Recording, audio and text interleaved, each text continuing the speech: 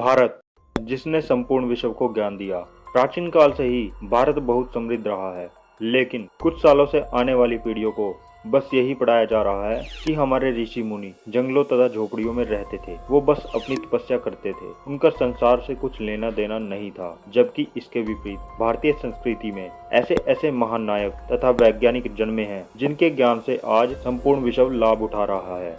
भारतीय संस्कृति की एक एक परंपरा में विज्ञान छुपा है।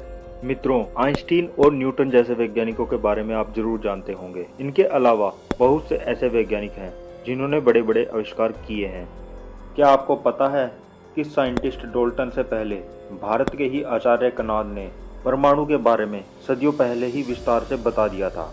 मित्रों, आयुर्वेद, गणित, खगोल विज्ञान, प्लास्टिक सर्जरी, वायुयान, बिजली और राजनीति जैसे विद्याओं का ज्ञान भारत में ही जन्मा है।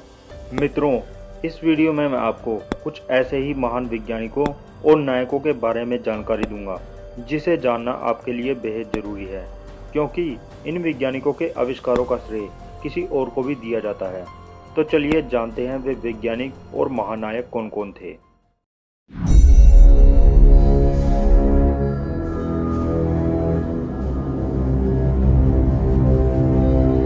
मित्रों, मैंने भारतीय संस्कृति से जुड़ी एक सीरीज शुरू की है, अतुल्य भारत, और यह इस सीरीज का पहला एपिसोड है, भारत के महान वैज्ञानिक और नायक। नंबर 1 पर आते हैं महर्षि सुश्रुत। मित्रों, महर्षि सुश्रुत को फादर ऑफ सर्जन भी कहा जाता है। इनका जन्म 2600 साल पहले यानी 600 BC बनारस में हुआ था। ये 600 BC में एक सर्जन का काम करते थे। इसके कई सबूत भी मिले हैं और कहा जाता है कि ये विश्वामित्र के पुत्र थे। इन्होंने अपनी सर्जरी वाली विद्या को अपने छात्रों के साथ शेयर किया, जिसके बाद धीरे धीरे सुश्रुत संहिता बुक का संकलन हुआ। इसे शल्य तंत्र भी बोला जाता है। कहा जाता है कि इस किताब में आयुर्वेद, सर्जरी, मेडिकल साइंस, जड़ी बूटियों के बारे में पूरी डिटेल से बताया गया है। मित्रों, 2600 साल पहले भी ये कुछ ऐसे ही यंत्रों का प्रयोग करते थे जो कि आजकल यंत्रों से बिल्कुल मिलते जुलते हैं। इस बुक में हर तरह की सर्जरी का वर्णन भी मिलता है। अब आप अंदाजा लगा सकते हैं कि उस समय यह सब कैसे मुमकिन था। मित्रों, सही मायनों में तो ये एक जीनियस थे जिन्होंने इतने साल पहले ही सर्जरी की खोज कर ली थी। दोस्तों, वीडियो में आगे बढ़ने से पहले आप प्रण लीजिए कि जहां तक जरूरी हो इंडियन प्रोडक्ट्स को ही खरीदेंगे, चाइनीज तो बिल्कुल भी नहीं। इसलिए मैं आज आपको Indian product Micromax in note 1 के बारे में कुछ जानकारी दे दूं, जो कि प्योर इंडियन प्रोडक्ट है। दोस्तों, इसकी कीमत के हिसाब से इसमें बहुत अच्छे फीचर्स हैं। अगर आप इसमें दिलचस्पी रखते हैं तो मैंने इस फ़ोन का परचेज लिंक इस वीडियो के डिस्क्रिप्शन में दे रखा है, आप इसे चेकआउट जरूर करें। नंबर 2 पर आते हैं महर्षि भारद्वाज। महर्षि भारद्वाज का वर्णन त्रेता युग में मिलता है। इनका वर्णन गुरु वाल्मीकि जी द्वारा लिखी गई रामायण में मिलता है।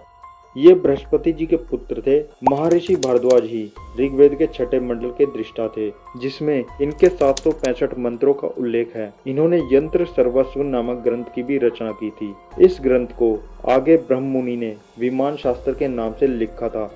इस ग्रंथ में विमान बनाने की कला और विमान चालक अथवा पायलट के लिए 32 रहस्यों की जानकारी भी बताई गई है। इन रहस्यों को जानने के बाद ही विमान चालक विमान चला सकता था। महर्षि भारद्वाज आयुर्वेद में भी बहुत निपुण थे।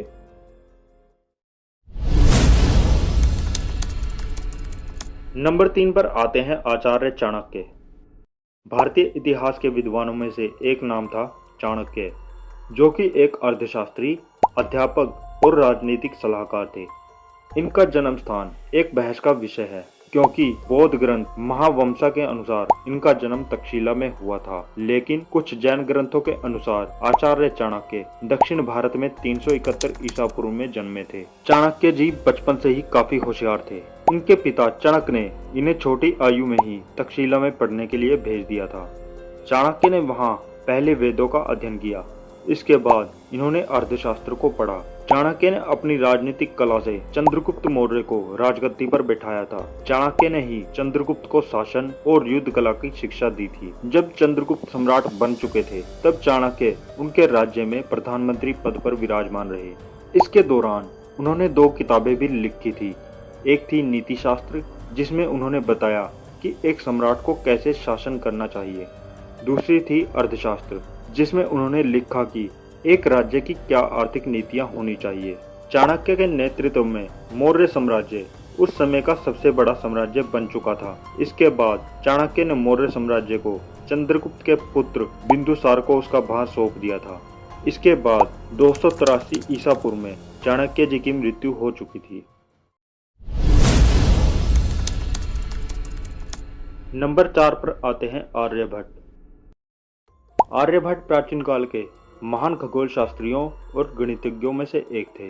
विज्ञान और गणित के क्षेत्र में उनके कार्य आज भी प्रचलित हैं। आर्यभट्ट पहले ऐसे व्यक्ति थे जिन्होंने बीजगणित यानी अलजेब्रा का प्रयोग किया था और इन्होंने अपनी प्रसिद्ध रचना आर्यभट्टिय को एक कविता के रूप में लिखा, जबकि वह एक गणित की बुक है। मध्यकाल में निकोलस कोपरनिकस ने एक सिद्धांत बताया है कि पृथ्वी गोल है और यह अपनी धुरी पर घूमती है, जिसके कारण रात और दिन होते हैं। परंतु क्या आपको पता है कि कोपरनिकस से लगभग 1000 साल पहले ही आर्यभट्ट ने बता दिया था कि पृथ्वी गोल है और इसकी परिधि लगभग 24,835 मील है। इस महान वैज्ञानिक को यह भी ज्ञान था कि चंद्रमा तथा अन्य ग्रह सूर्य की किरणों से ही प्रकाशवान होते हैं। आर्यभट्ट ने ही यह सिद्ध किया था कि एक वर्ष में 366 दिन नहीं बल्कि 365.2951 दिन होते हैं।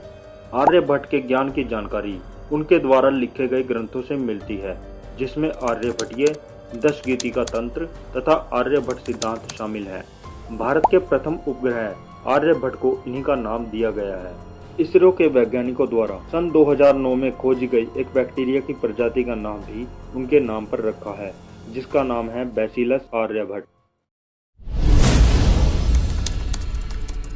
नंबर 5 पर आते हैं महान वैज्ञानिक नागार्जुन। नागार्जुन प्राचीन भारत के रसायन शास्त्री, धातु वैज्ञानिक और डॉक्टर थे। इन्होंने गहन शोध के बाद ऐसी पुस्तकें लिखी थी जो आजकल के विज्ञान से भी परे हैं। इनका जीवन नालंदा बौद्ध विहार में बीता था। कहा जाता है कि इनकी उम्र 200 साल से भी ज्यादा थी, क्योंकि नालंदा के आचार्य राहुल भट्ट ने उन्हें लंबी आयु पाने के लिए एक विशेष मंत्र का जाप करने का आदेश दिया था। तिब्बती साहित्य में 84 सिद्धों में से एक सिद्ध नागार्जुन को भी माना गया है। इन्होंने 12 साल की उम्र से ही रसायन विज्ञान के क्षेत्र में शोध करना आरंभ कर दिया था। रसायन शास्त्र यानी केमिस्ट्री पर इन्होंने बहुत सी पुस्तकें भी लिखी हैं, जिसमें रस रत्नाकर बहुत ही प्रसिद्ध हैं। रस रत्नाकर में नागार्जुन ने ऐसी कई विधियां बताई हैं जिनका आज भी प्रयोग किया जाता है। अपनी पुस्तक में उन्होंने सोना, चांदी, तांबे और पारे को बनाने तथा उसे शुद्ध करने की विधि भी बताई है। नागार्जुन ने शैल पर्वत पर एक मठ की स्थापना भी की थी, जिसमें उन्होंने कई शोध किए थे। इन्हीं शोध के बारे में उन्होंने रस रत्नाकर में भी बताया है। मित्रों, सन 1190 में नालंदा यूनिवर्सिटी को खिलजी द्वारा जलवा दिया गया। उस समय उसमें भारतीय संस्कृति की बहुत सी विद्याएं जलकर नष्ट हो गई। उसमें से बहुत सी पुस्तकें भी जल गई थी, परंतु रस रत्नाकर नहीं जली, जो आज भी मौजूद है। मित्रों, विदेशी आक्रमणों के कारण हमारे देश की संस्कृति को समय समय पर नष्ट करने की कोशिश की गई है, लेकिन इतने आक्रमणों के बाद भी हमारे देश की संस्कृति बची हुई है। मित्रों, अगर हम ऐसे ही विदेशी संस्कृति को अपनाते जाएंगे तो हम धीरे धीरे अपनी संस्कृति को भूल जाएंगे। उम्मीद है कि आपको यह वीडियो पसंद आई होगी। वीडियो पसंद आई हो तो इसे लाइक और शेयर जरूर कर दें, और ऐसी ही ज्ञान से भरी वीडियो देखने के लिए मेरे चैनल को सब्सक्राइब करना मत भूलें। वीडियो देखने के लिए आपका धन्यवाद। मिलते हैं अगली ऐसी ही ज्ञान से भरी वीडियो में। जय हिंद, वंदे मातरम, हर हर महादेव।